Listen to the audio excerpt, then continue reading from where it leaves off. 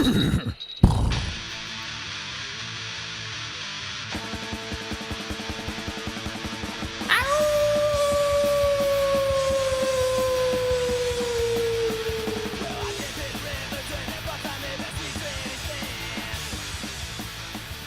the fuck is cracking, my ninjas?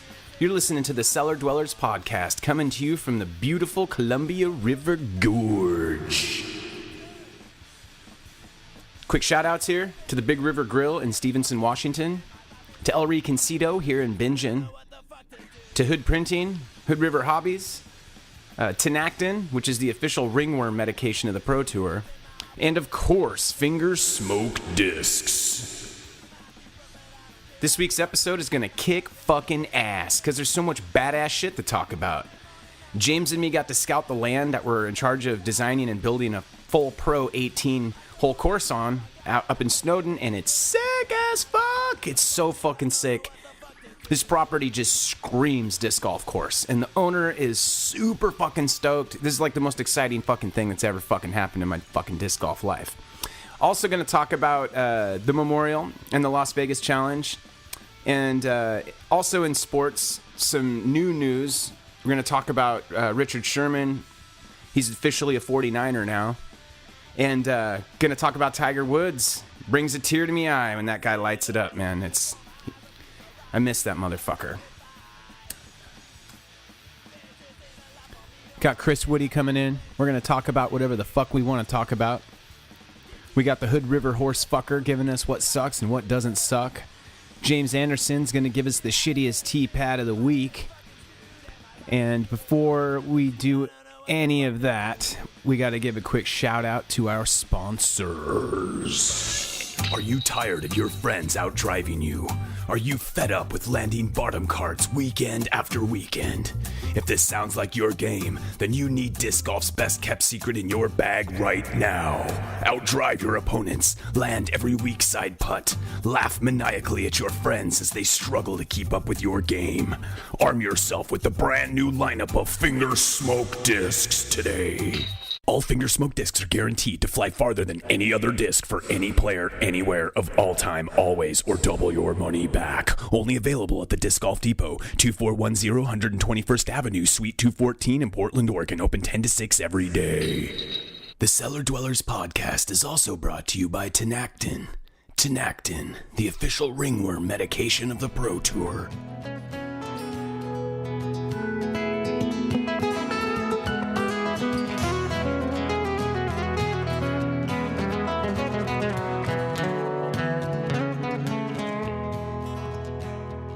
I will devour your soul and consume your memories. I'm totally kidding. I'm not going to do that. Okay. Going to talk about disc golf. Going to talk about the Las Vegas Challenge and the Memorial. But before any of that shit, going to talk about the Seahawks. Richard Sherman is officially a 49er, and James just told me that Bennett is gone. Bennett's gone. Is Bennett gone? He's gone. And Chancellor got like injured and shit, right? Like he got injured bad. Like he was talking about retiring and shit. I couldn't find anything. Hey, whoa! We still got Earl Thomas, right? Yeah. All right. Wait. I don't know. Oh God. When it rains, I it see that they released pours. Lane too. So I don't know what that means. Released just means they released you from your contract, so they can renegotiate your contract, or you can move somewhere else. Right. Yeah, and I heard they traded Russell Wilson for Johnny Manziel, the drunk quarterback from the Cleveland Browns. They did trade Russell Wilson, but by the trade, he actually got traded from the Texas Rangers to the Yankees this year. Yeah, I saw that. Yeah, I forgot. So he did that. get traded. Okay, word. So this is kind of interesting. Any word of Carroll getting the fuck out of there? I wish. See, I never. The players like him too much, I know. maybe. No, you got to credit the coach. I mean, it's so easy to hate. It's an entertainment sport. I don't hate Carroll. There's so many weird play calls ever since that end zone interception at the Super Bowl. And that play call. And all the weird play calls that have happened since then. And weird critical moments. You know what? Maybe I'm the one who's being critical. Maybe. I just want I want a hotter, younger coach, you know? Yeah. Someone that looks better in thigh-high socks, right? So here's something that I'm worried about. Eli Manning. Carroll's all flabby and old. He needed a hotter, younger coach. Like flabby. He still throws footballs in every game. Like, fuck yeah, he does.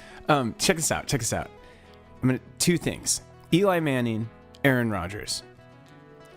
What do they have in common? They both, well, Eli's got 2 Super Bowls, but one of them is kind of a fluke. Both of them are quarterbacks who were amazing, had their day, and then have done shit since. And they're infallible, apparently. Well, they're good players still. I'm going somewhere with this. I don't want to see the same thing happen to Russell. And that's what's happening. You're taking away all the other weapons, and you're leaning everybody on this dude, just like Green Bay did with Aaron Rodgers, just like New York did with Eli. That's why those guys are still quarterbacks, because they are good, but there's no one around them helping them. That takes time off the end of their careers. The more they get hammered and as far as having a good out there, as far as having a good team goes, no matter how good Russell Wilson is, it doesn't. I don't know. I just want to see him go down. He's just going to get his ass kicked.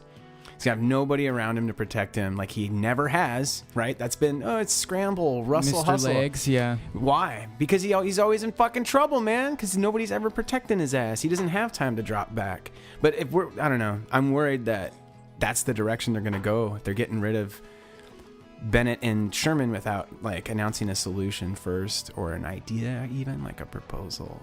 Black coffee is a really good chaser for whiskey, by the way.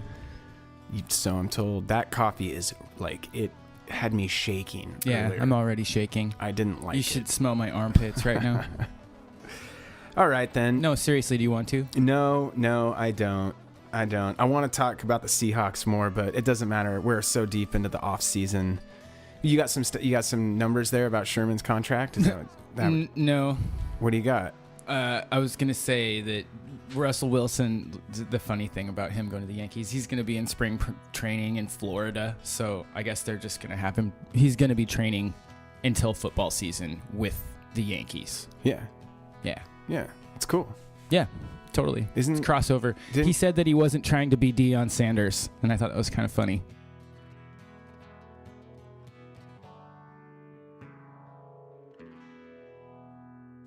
All right, moving on. Gonna talk about golf. Gonna talk about Tiger Woods. Gonna talk about disc golf. But before any of that shit, we're gonna get the shittiest tee pad of the week from James Anderson. This week's shittiest tee pads are brought to you by Awkward Ointments and Hood Printing, custom t-shirt printing in the Gorge, hoodprinting.com. Today I was going to complain about the new number 4 tee pad at Cirrhosis Park. It's hard to tell exactly how shitty this tee pad is going to be until the bees wake up. The new tee is a similar shot to the old number 4, but now you're shooting downhill from an elevated tee pad. Moving on to the real threat in Cascade Locks. The headwaters or tee pad, or lack of tee pad, have been chiseled into the cliffside. It's like teeing off from a dried up creek bed. This greased up, rocky slip and slide is a broken fibula waiting to happen. The angry, stinking mountain goat chained to the tee box was a nice touch too. Thanks, DC Dave. Well, thanks, James. That was very insightful, and I'll be careful when I'm teeing off on hole 8 at Cascade Locks. The downhill thing. What was that? Were you imagining what the tee pad's going to look like at Cirrhosis? Yeah. So you threw the new 4. I did. I stood behind it and threw down it. Yeah. Yeah. It's a cool shot. Yeah, it is. It's a good mid shot. I love the downhill. Yeah, it's not far. No, it's you a don't putter. want to huck a driver at it. No, it's a putter shot. Yeah. I threw the dagger in the zone. It's different. The wind will affect it differently if it's windy than the last one. But what were you saying about the what were you saying about the tee pad? You're thinking it's gonna, like, the way it's gonna sit is gonna. No. Just its location relative to where that hive of bees is. Oh, okay. Like, you're gonna have to hang out next to the hive of bees if you want to play that tee pad. Oh, well, it's a new. And they usually challenge. wake up, like this month. I'm pretty sure. So we'll find out. I can't wait to hear your review of the tea pad at Milo that faces like off into the woods By the bathroom. Oh man, yeah, that's gonna be a good one. Yeah, so it's a fun one. Here's something I'm gonna kind of like. I think I've solved this Macbeth mystery, and I think I can bury it right here. So Macbeth got married, and there's like social media is stupid, but there's a lot of talk about, why isn't Macbeth crushing right now? And so I looked some shit up. And so the last 3 years, Simon won the Memorial. This year. Took third in 2016. He took second in 2017. And then he won this year. So he shot, in 2016, he shot a 186. Then he shot a 188. And now he just won with a 189. Pretty consistent score there. Right. So Macbeth won 16 and 17 with a 182 and a 187. He shot 199 this year. It looks really bad when you say it like that, but if you look at all the other scores, everybody shot higher this year. I don't know if they changed the conditions. Could have been the conditions. Who knows? And that's the other thing. Something. You can't know unless you're watching a guy play if they're playing good or not. And you could you look at the scorecard, and that'll only tell you so much. Well, what went wrong with Paul? Was he missing putts? Have you watched any video of the round? Bet you I could look it up right now, actually. No, I haven't. I've read a little bit about it, but... What'd you read? I read something about Eagle, basically. I know we're talking about Macbeth, but he said the last day that he was in it, he just wasn't feeling it. He didn't sleep good that night, and, he was basically just rooting for Simon at that point, but he wanted to stay in it. Macbeth? No, Eagle. Yeah. Oh, okay. He took second to Simon. Right. And he won the week before at the Las Vegas Challenge. That was his first They've been official practicing major. together, I guess. Eagle and Simon hang out. Their scores were about, I think, I have it right here. Their scores were, Simon was 43 under at the Memorial. Eagle, 40. The next player, third place, was Sexton at 34. These guys are on a different level than all these players, just like Wysocki and Macbeth typically are. So the week before, Eagle won with a 36. Simon had a 29. This is the Las Vegas Challenge. And the next player under Eagle was 32, 4-stroke separation. Still, though, they're on a different level right now. Seems to be. Yeah. And just that's why I was saying don't let that 199 fool you, because Ricky shot 198. So everybody shot higher except those two guys last weekend. So yeah, they're on fire. So good for them. Anyway, whatever. This is what I was thinking. How far can these guys go with this? How long can they keep it up? Well, being on tour, and pay for their way, right? Well, yeah. I mean, it's a labor of love, obviously. That's what I'm saying. The practice, the physicality of it, but you got to pay your bills. Unless you're a Trustafarian or whatever, it's the only way. There. Well, what I was thinking was, I think what disc golf needs is a better, more organized regional tour.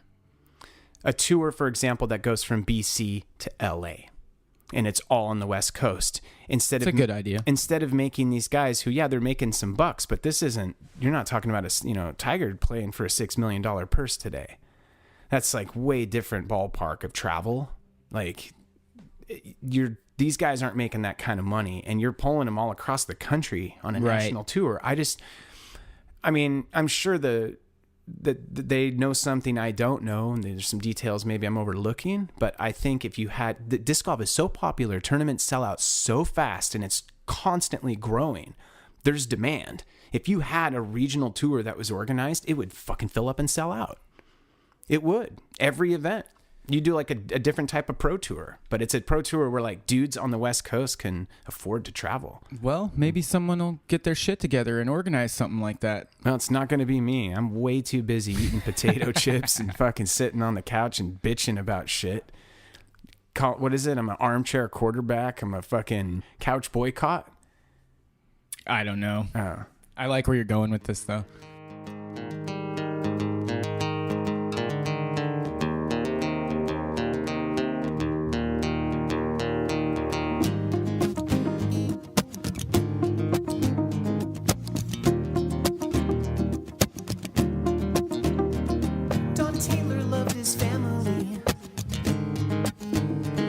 loved his land.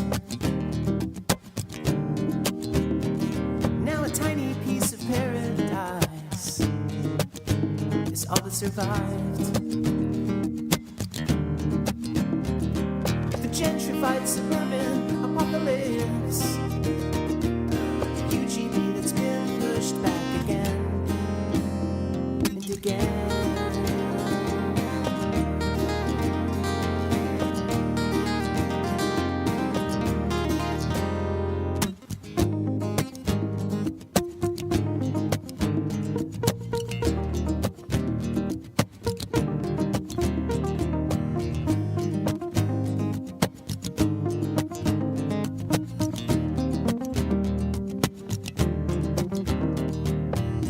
Sadly hustled way back then, but he was a very kind and honest man, an all-American. He went to every Beavers baseball game.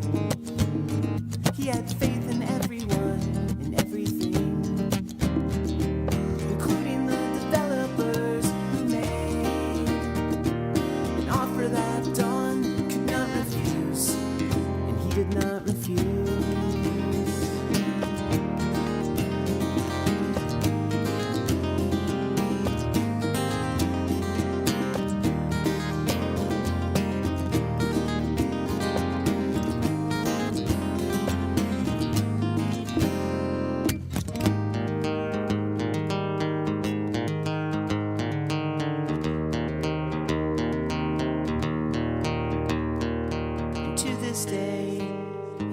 The same, a refuge for the creatures that remain, inspired by the sounds of children playing in the adjacent schoolyard on school days, on school days.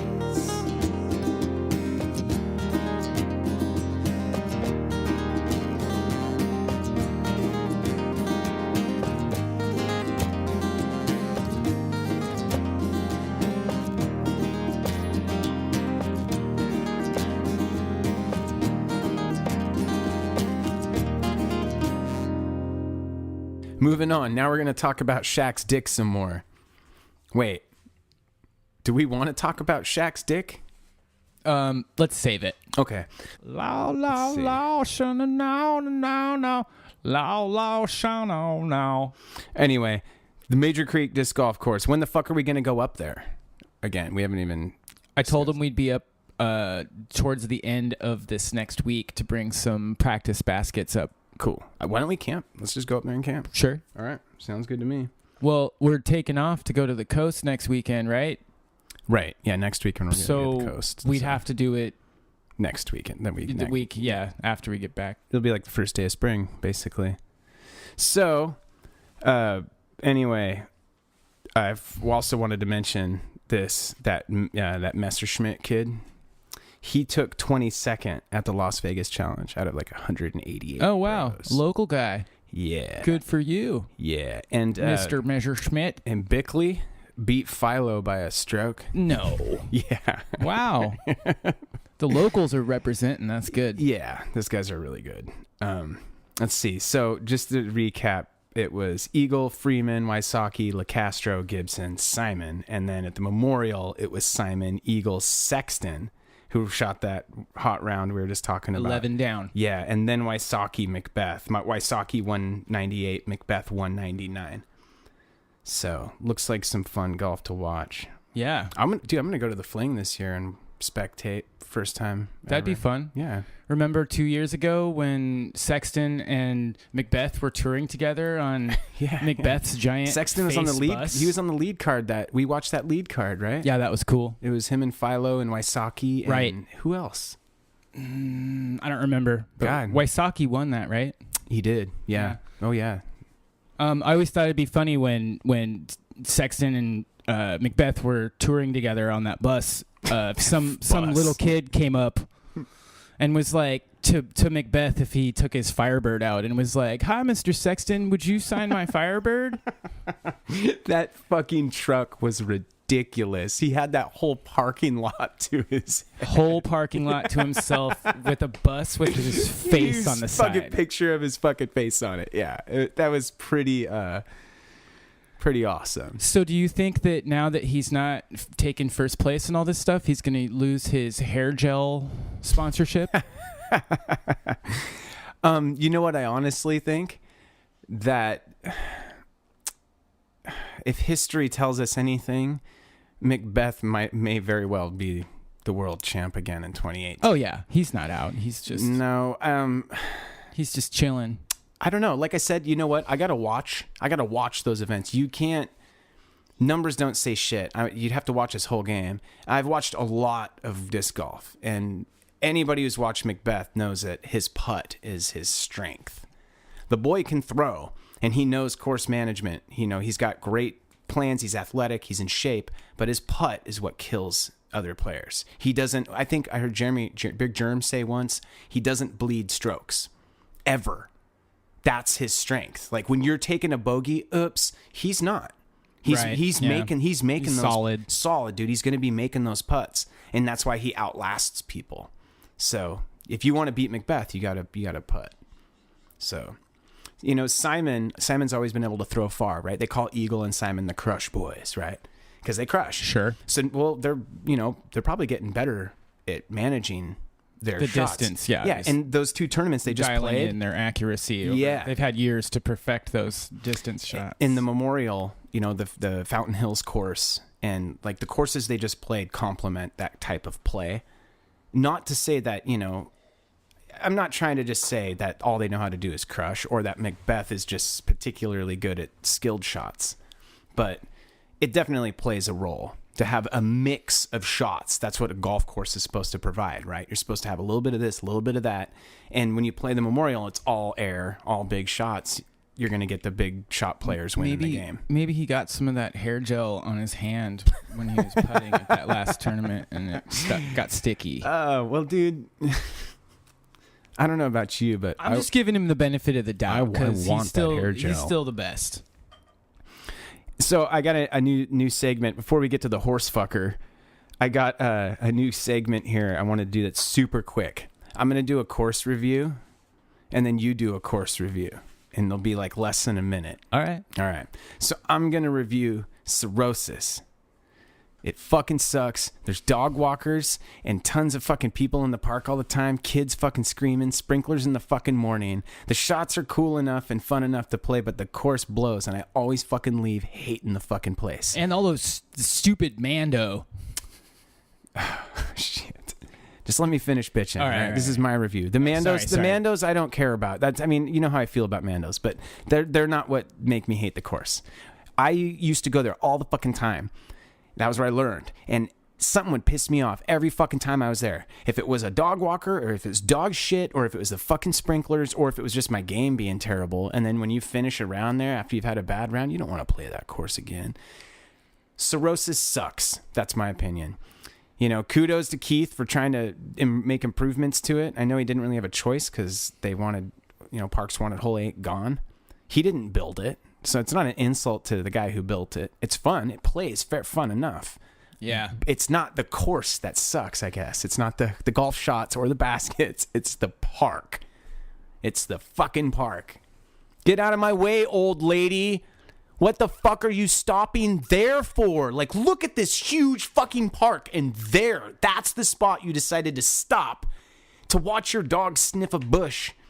There's nobody in the course but us, too. Okay, I'm done. That was my review. Well, I'd like to add something. How many 70-year-olds out there in the Dells could possibly find a way to do calisthenics every single day right in the middle of the fairways? And since they're doing calisthenics, they're probably going to live forever and just be there forever. Oh, there's my favorite part of Bingen, the train. Like Kyle said, I don't even notice it anymore. Okay, I totally notice it. It's super loud. It's like right in my face. So.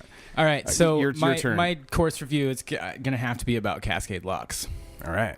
I'm not going to be so critical about Cascade Locks as Nick was about the Dowels. Cascade Locks plays great. There's only a couple of issues about it, and one of them I already addressed today with the tee box What was that, number 8? Yeah. Yeah, it's dangerous. But the rest of the course plays great, and it's the closest thing we have to a pro course anywhere near here. I didn't say Cirrhosis didn't play great, just for the record. I said I hated the dog walkers and the fucking sprinklers, and that I'd always walked away from there feeling like I was angry. I used to have a lot of beef with 18 at Cascade Locks, thinking it should be easy to get to, but the longer I play there, the more I'm glad it's not easy to get to, because it makes me try a little bit harder. And the longer I play it, the closer I get to making pars consistently. So I don't know. Overall, Cascade Locks, it's out in the middle of nowhere, and there's tons of ticks and poison oak and all kinds of stuff to watch out for. But it's probably the best course in the Gorge, in my opinion. So there. Yeah, I mean, I'll have to agree with you there. Cascade Locks is my favorite course because it's like personal. My thoughts on 18 are this. The PDGA, like their specifics, their specs for a par 4. Brandy's good, by the way. Nice. What constitutes a par 4 is not just distance, it's the play. So any elevation, OB, or Mandos in play are what make a shot over 500 qualify for a par 4. Mm-hmm. That's the only reason I disagree with 18 being a 3. He's got OB all over the place. You got OB on the left, OB behind the basket. Right. You got a Mando on the right, and it's uphill, and it's 560 feet. It should be a par 4. I bet Simon would never land on that green. It's too tight. Even if he could throw that far, which I still don't think he could with the wind and the uphill and the shot you have to throw. With the headwind, it would be rough. Right, yeah. and the shot you have to throw is if there was no wind, ante. I think you could get there. We all know couldn't, Simon can throw 720 feet. Well, there you go. He could do it. But the green is, what, 4 feet? And then you have a drop off to 8, right, maybe to out. Then you have a drop off to out of bounds. That's what I'm saying. Which could roll past the fence out of bounds. It plays like, even if Simon, a guy who can reach it, if it's a par 4, he would earn that eagle because that's a tough green. Is all I'm saying. It should be a 4. It should be a 4. Well, overall, it's a good course. Hella fun course. 18's fucking blast. I look forward to it every time. If you're looking for somewhere to up your game before you're going to a tournament, it's a really good place to practice. You know what I do? It makes you push yourself on every hole. When I'm alone and the grass is high and I don't want to risk it, losing a disc on 18, sure. I play to the rockwood basket. I do it a lot. Oh, that makes sense. It's the same. It's the same distance. You got to cross the street, and I play the parking lot as my OB, and then you can just play back to your car. Yep. Yeah. Yeah. That's fun. It is. I'd rather play the 18 location, but I've lost so much plastic. That basket is a challenge in itself. The rockwood. Yeah. Oh man, I've seen some beautiful putts. Crusty old barnacle of a basket.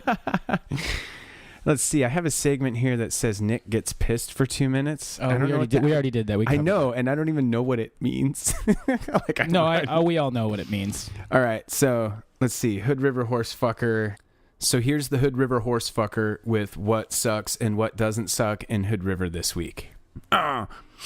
This is the Hood River Horsefucker here, and every time that I get done plowing a full-size Clydesdale, I like to cure my ringworm with Tenactin before I go play disc golf with my brand new line of finger smoked discs. That includes the XE tank, the FU hostage, and the ES body bag. Alright, here's what sucks and what doesn't suck in Hood River this week. What sucks is the Port of Hood River with their corrupt, greedy asses who do nothing for the community but milk the poor and scam the rich. Also kind of fucked up. The bridge, for some reason, also gives its users herpes, which is super fucked up. Never figured out how or why, but it does, trust me. Here's what doesn't suck. The fried chicken sandwich at Solstice Woodfire Cafe and Bar. That fucking thing never gets old. I encourage you to get one, but it's only served at lunch, so don't fuck that up. Hood River Horsefucker here, over and out. So to everyone who's listening, who might not know this, the Hood River Horsefucker is real. There was a dude. Look it up. I'm not gonna go into detail because your imagination is probably worse than reality, and you are probably already psychologically damaged from me telling you this. But yes, there was a guy who was caught red-handed, if you want to call it handed, fucking a horse in Odell. Same horse. He fucked the same horse 3 times, and he's been caught fucking horses in other states. He's 47 years old.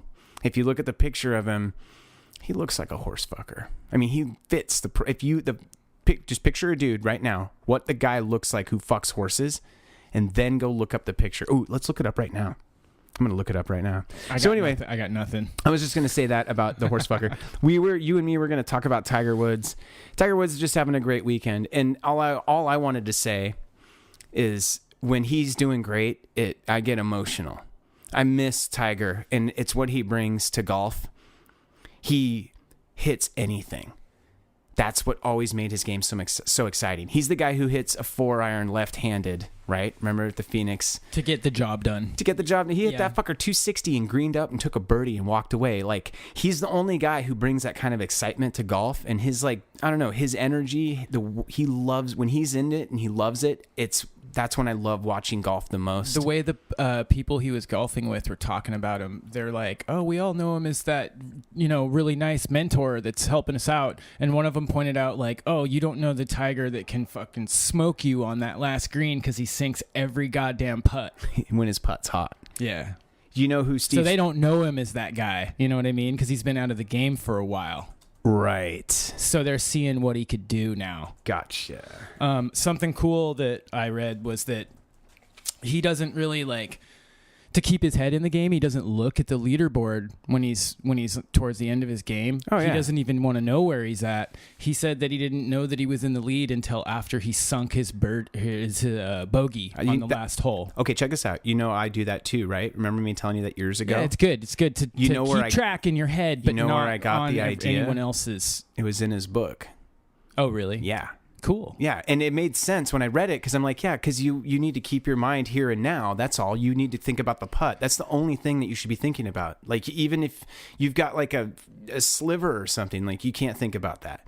You have to just think about the putt. If you think about scores, you're not thinking about the putt. So the second shot on that got him the bogey landed in a spectator's bag. And he had to pull the ball out of someone's bag. It was between a water bottle and a cell phone. Whoa. Yeah, that's pretty funny, right? So you can't play that lie. Nope. So he got to move his ball. Weird. Yeah, weird. So they gave him a drop? I didn't see that. I think so, yeah. That's how I have been watching highlights of Tiger all morning, and it's...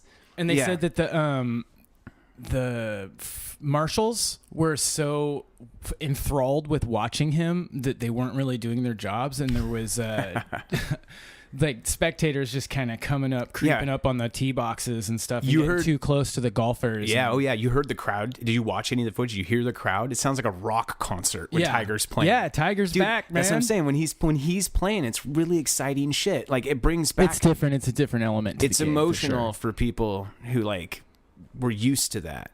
When I got into golf, you got me into it.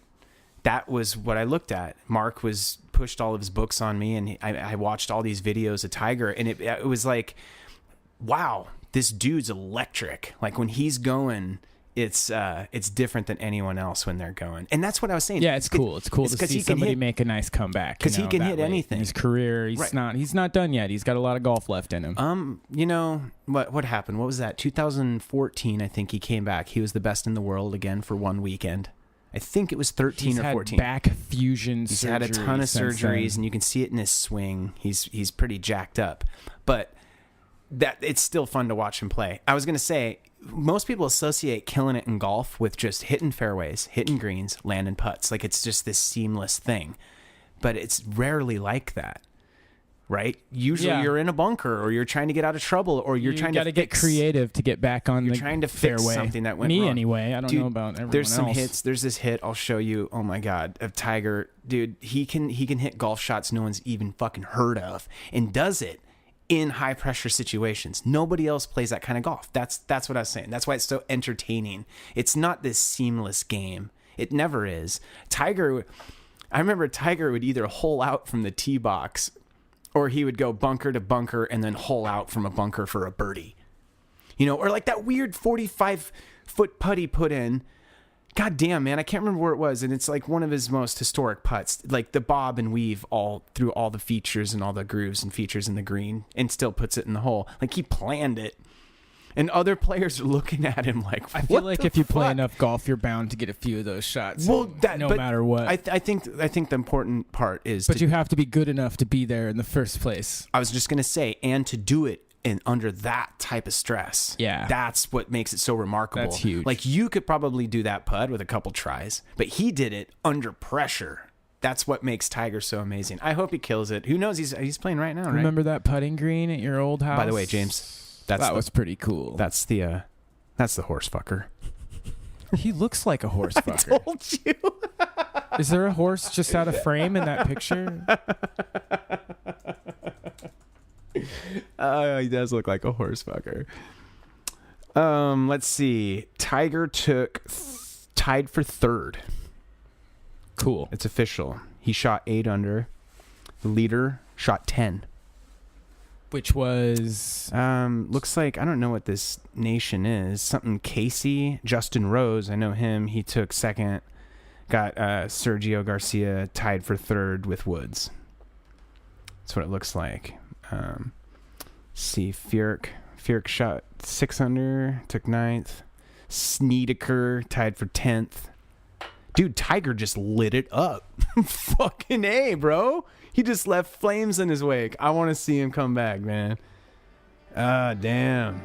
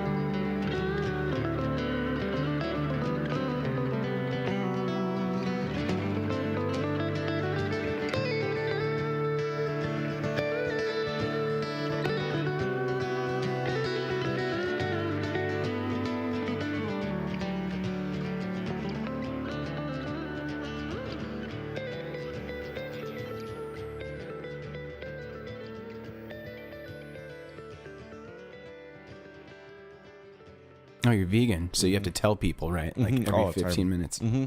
I think the only reason I turned vegan is just to tell people, actually, honestly. What are your reasons for being vegan, really, though? Actually, Propaganda has been my favorite band for 20 years, and they've been the biggest influence for me with music.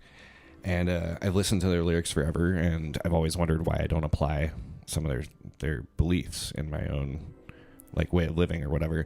And they came out with their last album, and I had a great conversation with another band that played with them when I saw them play, and it just kind of inspired me to like look deeper into their lyrics and their meanings. And so you're talking about the Lower Order song? That's a really cool song. That's the Animal Rights song that's on Victory Lap. Yes. That's a really fucking cool song. Yeah. See, Chris's philosophy, if you've ever watched his interviews, it's not just about not eating meat. It's about his protest to factory farming. That's exactly where I'm coming from. Right. And the impact that it has on the environment and our globe. Yeah. And that it's a system designed to just push a product you actually don't need. Exactly. And he makes a lot of great points, but he never says don't eat meat. No. And in fact, he states that he is okay with people eating meat if they want to raise it themselves, do it humanely, and do it in a proper way. Don't quote me. That's not exactly He did say that. I saw an interview where he said something to that effect. And that's what I meant. Like, that's what he is. They always have one animal rights song on each record. Mm-hmm. Purina Hall of Fame, mm-hmm. right? That's the song I play. Mm-hmm. And I fucking love that song. That song's about animal testing mm-hmm. and shit, mm-hmm. about just... And so Lower Order, too, is kind of the same philosophy of just like... That song, and I saw an interview with him about that song, was just about how people are so callous to it. Yeah. That song is so badass. When it first fired up, I was, what the fuck? This doesn't sound like Propaganda. Mm-hmm. Yeah, it's such a great tune. Well, we were just talking about how people justify their professions, I guess, or how they look themselves in the mirror after you do something like that. That Fast Food Nation movie was fucked. Remember the dude got injured? He like lost a fucking arm or some shit. Do you remember this? I don't. And the employer like denied him any to cover his medical expenses or workers' comp, and then they said he was on meth. Like they provided a false drug test. And this is like the kind of shit that goes down in factory farming. Mm-hmm. That was what the movie was trying to show. Like, this is the reality. You know, immigrants come here and this is how they're treated. And then we just throw them under the bus. Right. Meanwhile, you know, you see on the news somewhere, somebody bitching about one group or another that they don't like. Mm-hmm. And they, for some reason, don't choose who they hate. Right. They let someone else do that for them. Yeah, It's so fucked up. And that's why that movie, I remember that last scene. I mean, obviously, I haven't seen that shit in years, and I still has an impact. Vivid image of that last scene, because when the movie was over, I was left thinking, that sucks. Mm-hmm. That's that movie Okja I mentioned. It is an actual movie? Yeah, I think it's pronounced OK or spelled OKJA. Is that like Krull 2 or something? Right. I've never even seen Krull. So. Good. You're not missing a damn thing. I'm assuming it's another animal rights movie. No. I know. It was that movie that was on the shelf at Blockbuster that you would never rent. Oh, because it just looked shitty from the cover. So anyway, those are the movies I rent. I've watched every Sharknado movie. Sharknado, yeah, I watched one of those the other day. It was awful. Awfully good. It was kind of funny. Somewhat. I think the cast is brilliant. I mean, I was at a room the other night working, and a Terminator movie came on, and it was awful. It was awful. And I sit through the most lamest sci-fi movies. Liz knows that, because I love sci-fi. I'll watch almost anything. Maybe it's because, you know, some of the Terminators were good, so I'm like holding it up to that. Right. But this was dreadful. And not the acting, just the writing was terrible. All the lines, all the one-liners, like it was Schwarzenegger was in it. It was a new one. That's weird. There's so many. I can't even keep track. Yeah. It was terrible. I thought there were only like 2 or 3, maybe. I think there's like a whole bunch now. Yeah. This one was called Genesis with a Y. Mm. It was terrible. All right. Note to self. Have I mentioned my opinion on the Terminator movie that I watched the other night? It fucking sucked. Oh man, it takes a lot to get me to turn off a sci-fi movie. That's all I'm saying. It's got to be really bad.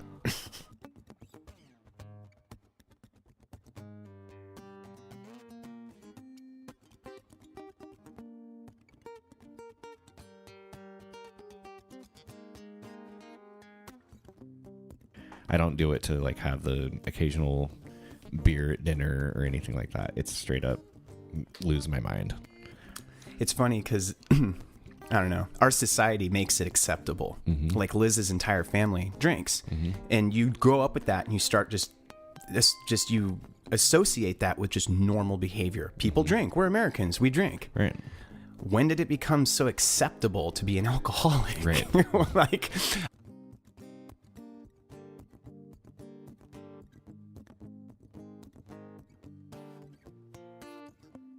And I see his face, and I'm like, he's fucking gone. He's blitzed. And I know him, so I know when he's drunk, even in a photo. And it's like, that's his son's wedding. I was drunk at my wedding, and it was an alcohol-free wedding. I was not drunk at my wedding. I had drank non-alcoholic beer that day. I remember. Oh. That's how I fool myself. No, that shit doesn't work.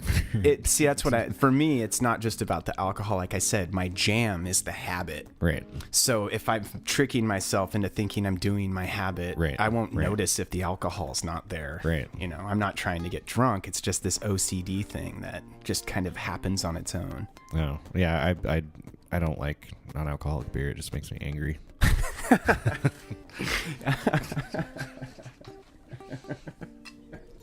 It's like, why would you drink shit for nothing? Like, all right, just go to Bingen and drink their water. I don't like non-alcoholic beer. It makes me angry. And I'm not an angry drunk. Yeah, I was trying to figure out how the fuck you would make non-alcoholic beer, and I'm guessing the way it's made is by distilling. That's and just distilling all the alcohol out of That's the only fucking thing I can guess. Yeah. Like, how else would you do it? And then the resulting beer is going to be pretty gross. Yeah. It's disgusting. And the sour mash whiskey I make, so you reuse the same grain. Do you know this? Yeah. You know how it's made? Yeah. Okay. Tell me. Oh. Well, like what's More. left in the still, Mm-hmm. you pour that back into the fermenter. Okay. Yeah. And that's called backset. So, like, you know, the Jack Daniels factory or whatever, they have, you know, huge vats of backset Right. that they keep recycling, just like a mole or something, you know, like you keep, or You even add like to it and- just like a starter bread or something. You're constantly cycling through the backset, and that's where that sour, nasty flavor comes from. So that shit is basically what non-alcoholic beer is. Oh my God. Yeah. That's disgusting. Pretty disgusting. It smells pretty bad. Man, how sure do you want a non-alcoholic beer? That sounds great. Hit me up with a keg of Duels, man. Show up to a party with a keg of a Duels. Jesus, I'd just be angry the whole time, running around punching people. What's with the drunk guy fucking punching people in the face? The drunk guy. Yeah, there's Yeah. always going to be some guy who gets drunk off non-alcoholic beer. Oh, absolutely. Well, that would be my thing. You ever been to Utah? No. Oh my God. Okay, dude, I worked there. First of all, I could talk about Utah for days. That place is scary as fuck. And I'm only talking about like Salt Lake, Provo, Ogden. Like you can see the church steeple. It's like every 8 blocks, I think. You'll see one. It's really creepy. You go into the grocery store and there's like 50-year-old dudes, like super nasty, fat, overweight, gross looking old dudes with like a 15-year-old fucking wife, and she's already got 3 kids. The grocery store, I'll never forget this. The grocery store, and the door opened, all you could hear is babies screaming, because that's what Mormons do, is they pump out kids. Right. So I'm like, I didn't drink booze, right? Never was a fan, but I needed to get my jam. Right. So I went to go buy beer, and it's, 2.5%. Right. And I bought a case of Bud Light, drank the whole thing. And like you said, I was mad. It was like nothing. Where's my fucking buzz? Oh my God. And just pissing constantly. Like, you think about how much liquid that is, dude. Seriously. So I remember that night, the first night I was there, I was like, I'm going to have to do some kind of supplement. So I went and bought whiskey. And I would take a shot of whiskey and then drink my beer slowly, like it's So a it would normal be beer. a normal beer. Fuck. Another thing about Utah, it's really weird because they're so religious. Just like we were just talking about how it's like acceptable in society, and even in a religious society, they're like, oh, our alcohol is only 2.5%. You're like, cool. Have you been in the liquor store? Because you guys have every single fucking size available. I've never seen this before. I'm talking 1 ounce, 2 ounce, 3 ounce, 4 ounce, 5 ounce. You can buy Jaeger in any size you can dream of. We only have 2 bottles here. We got fifths and pints, and you can buy the airplane bottles. Utah, you can buy a Jaeger bottle this big. It's got 3 ounces in it. Oh my God. So I'm like, you guys have all these weird options in liquor stores loaded with shit you can't find anywhere else. Like, You there have was this 2% beer. yeah, 2% beer. Because we don't want to have our beer too strong. It's really fucking stupid. The other thing they sell there is Beam and Coke. Do you remember those? Oh, like in a can? In a can. They sell a 4-pack of Jim Beam and Coke. Yeah. So you can just have road soda. And what's the percentage on that? Those are like 6%. But not with beer. Yeah, dude, Mormons they're the stupidest fucking people in this country. That's why they were exiled to Utah, man. Seriously. They really were. That's the truth. They were fucking kicked out of society, essentially. And their founders like, I'll find a place where we can go be stupid. No one will fuck with us. Was caught up in the moment again, but then it slipped away. I'm tired of all these changes in my way. Yeah, just a little more, just a little taste, just a little taste. Woke before the dawn, alone again, but it's just so far away. I walk just to remember anything, and I know it'll come my way.